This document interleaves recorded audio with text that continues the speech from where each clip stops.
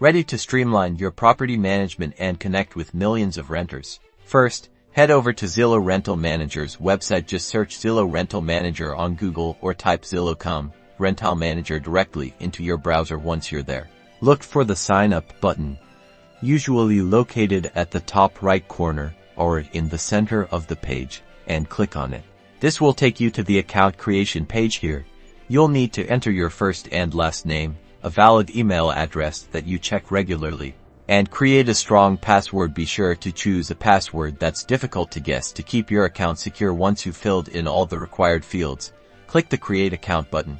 After that, Zillow will send a verification email to the address you provided. Go to your email inbox, find the email from Zillow, and click the verification link inside. This confirms that you own the email address and activates your Zillow Rental Manager account. You'll then be redirected to your Zillow Rental Manager dashboard. From here, you can start adding your rental properties, manage applications, and communicate with potential tenants. Be sure to complete your profile by adding your company information and contact details to build trust with renters. And that's it. You're all set to leverage Zillow Rental Manager for your property management needs.